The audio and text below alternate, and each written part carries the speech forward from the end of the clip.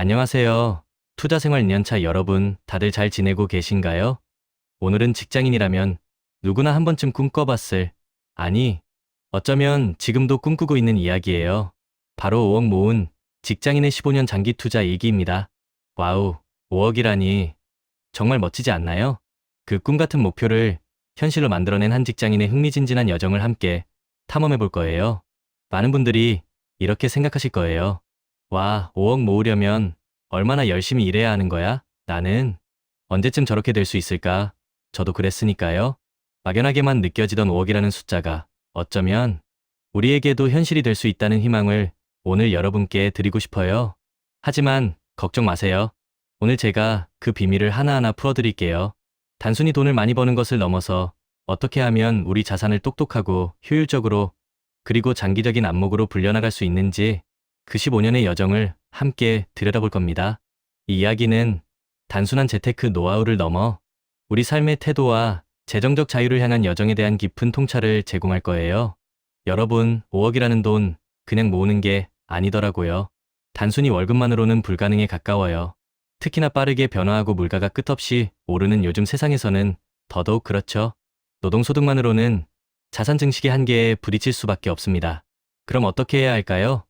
바로 장기 투자와 확고한 경제관념이라는 두 가지 키워드가 핵심입니다. 마치 한 그루의 작은 나무를 심고 꾸준히 물을 주고 거름을 주며 정성껏 가꾸듯 인내심을 가지고 오랜 시간 기다리는 것이죠. 단기적인 시장의 변동성에 일희일비하지 않고 큰 그림을 그리며 뚝심 있게 나아가는 지혜가 필요합니다. 이 5억이라는 숫자가 결코 작지 않다는 것 우리 모두 잘 알고 있어요.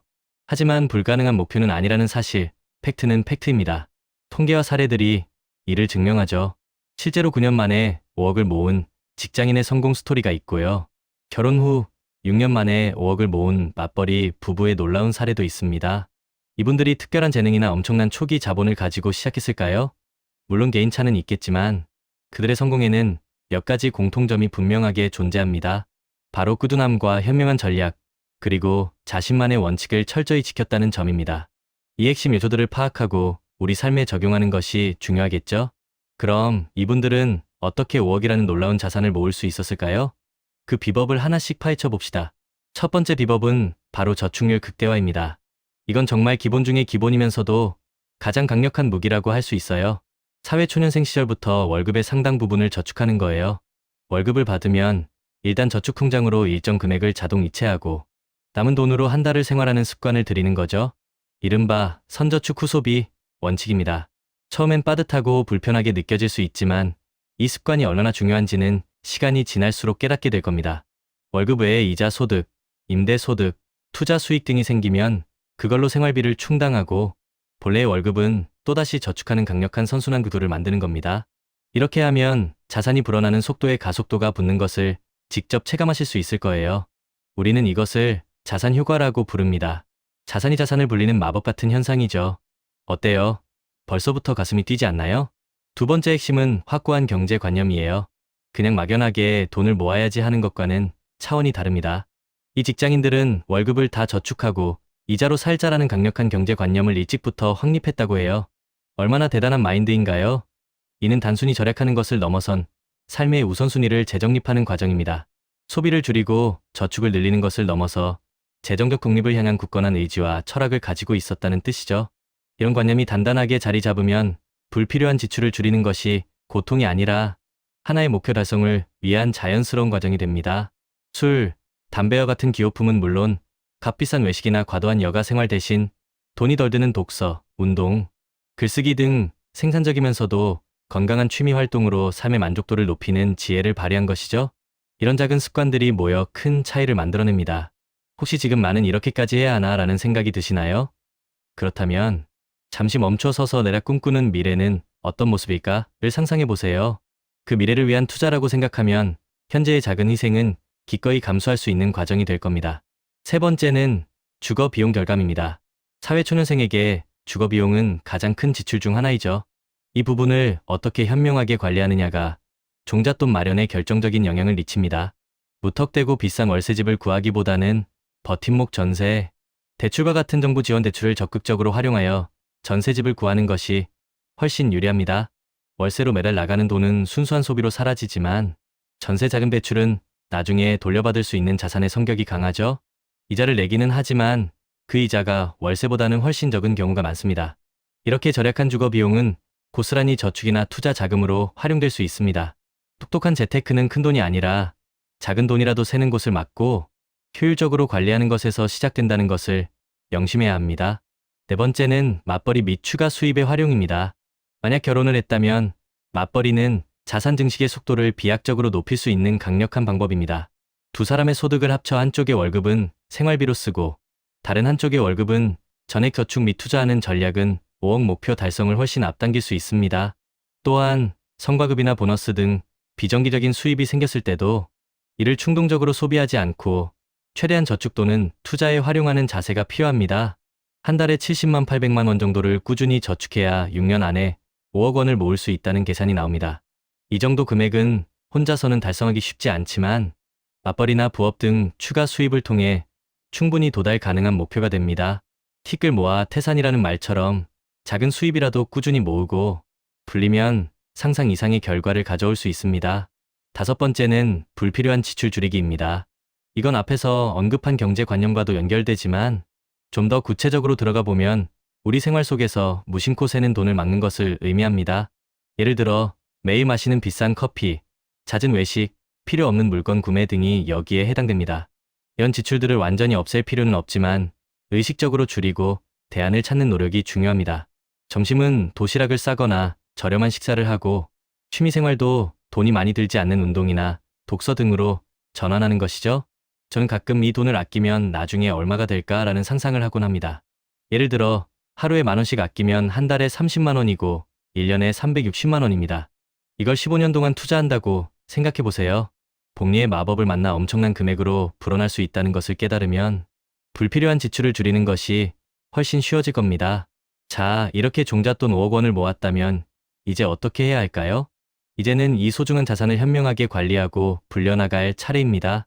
단순히 은행 예금에만 넣어두면 물가 상승으로 인해 자산 가치가 하락할 수 있습니다.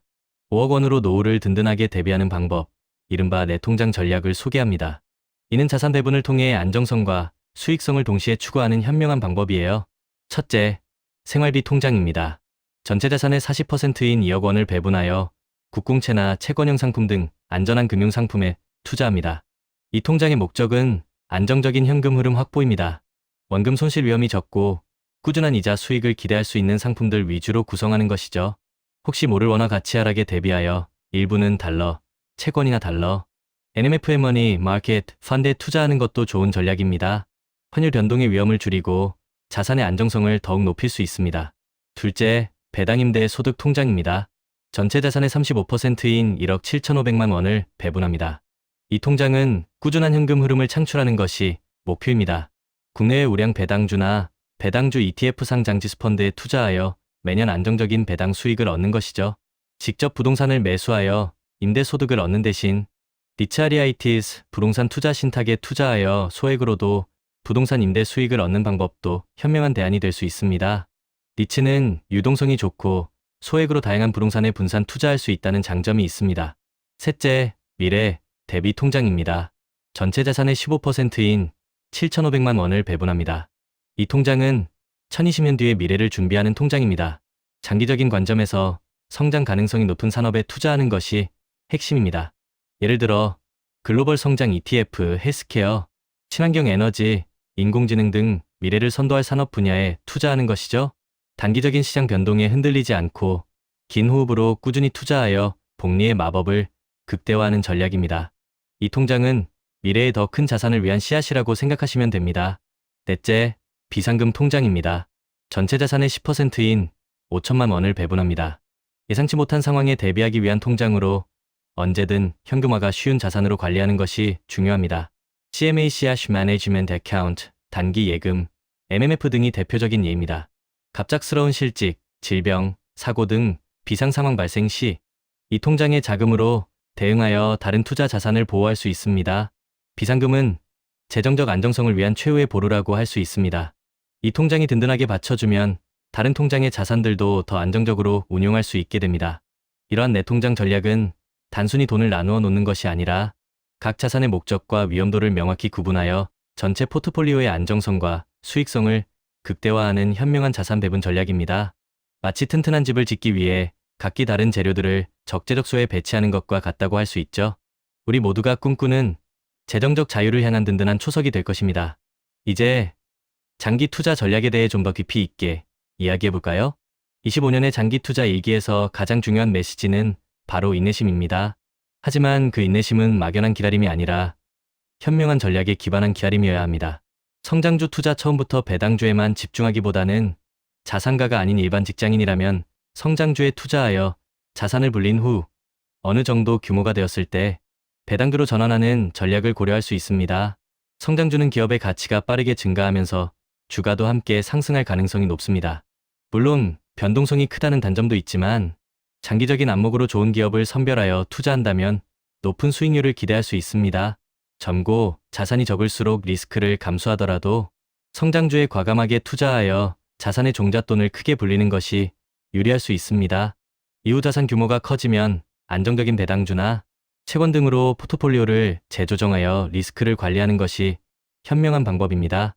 긍정적인 마음 유지 장기 투자는 말 그대로 긴 시간과의 싸움입니다. 그 과정에서 시장은 수많은 부침을 겪게 될 것이고 투자자들은 불안감과 조급함을 느낄 수 있습니다. 이때 가장 중요한 것이 바로 긍정적인 마음가짐입니다. 시장의 하락기에는 위기가 곧 기회다라는 생각을 가지고 추가 매수를 고려하고 상승기에는 탐욕에 휘둘리지 않고 원칙을 지키자는 마음을 갖는 것이 중요합니다. 투자는 결국 심리 싸움이라는 말이 있듯이 강한 멘탈과 긍정적인 태도가 장기 투자의 성공을 좌우합니다. 일희일비하지 않고 묵묵히 자신의 길을 가는 투자자가 결국 승리합니다. 단기적인 목표 설정 5억, 10억과 같이 너무 큰 목표만 바라보면 지치기 쉽습니다. 따라서 3억 원, 5억 원과 같이 비교적 달성하기 쉬운 단기적인 목표들을 설정하고 이를 하나씩 달성해 나가면서 성취감을 느끼고 다음 목표를 설정하는 것이 효과적입니다. 예를 들어 1차 목표는 1억 원 모으기, 2차 목표는 3억 원 모으기 등으로 나누는 것이죠. 이렇게 작은 성공 경험들이 쌓이면 자신감이 붙고 꾸준히 투자할 수 있는 원동력이 됩니다. 마치 산을 오를 때 눈앞의 봉우리 하나하나를 정복해 나가듯 투자의 여정에서도 작은 목표들을 이정표 삼아 나아가는 것이 중요합니다. 물론 장기 투자에는 몇 가지 주의사항도 있습니다. 첫째, 5억 원을 은행 예금에만 넣어두면 물가 상승으로 인해 자산 가치가 하락할 수 있다는 점입니다. 인플레이션은 돈의 가치를 야금야금 갉아먹기 때문에 예금만으로는 실질 자산을 지키기 어렵습니다. 둘째, 지나치게 고위험 투자에만 집중하면 어렵게 모은 자산을 잃을 위험이 있습니다. 높은 수익률에는 항상 높은 리스크가 따르는 법이죠. 따라서 자신만의 투자 원칙과 위험 관리 전략을 철저히 세우는 것이 중요합니다. 셋째, 재테크 없이 종잣돈을 모으는 것은 매우 어렵습니다. 앞서 강조했듯이 적극적인 저축과 현명한 투자가 동반되어야만 목표를 달성할 수 있습니다. 오늘 우리는 5억을 모은 직장인의 15년 장기 투자 일기를 통해 단순히 돈을 모으는 것을 넘어선 삶의 태도와 재정적 지혜에 대해 알아보았습니다. 핵심 키워드인 저축률 극대화, 경제관념 확립, 주거 비용, 절감, 맞벌이 및 추가 수입 활용, 불필요한 지출 줄이기와 내 통장 전략, 그리고 성장주 투자, 긍정적인 마음, 단기 목표 설정까지 이 모든 것들이 한데 어우러져 시너지를 발휘할 때 비로소 큰 결실을 맺을 수 있다는 것을 기억해 주세요. JYP 박진영 씨도 이런 말을 했습니다. 같은 걸 매일 하는 건 지겹다. 근데 지겨운 걸 매일 이겨낸 사람이 결국 성공한다. 이 말은 투자에도 그대로 적용됩니다. 장기적 우상향 구도의 자산을 꾸준히 모아가며 자신만의 루틴을 지키고 지겨운 반복을 견디며 시장의 리스크를 시간에 녹여 수익으로 바꾸는 것. 이것이 바로 진짜 성공의 루트입니다. 마치 성실한 농부가 씨앗을 계속 뿌리듯 우리는 비옥한 땅에 떨어진 씨앗들이 수백 배의 결실을 맺을 것이라는 믿음을 가지고 꾸준히 투자해야 합니다.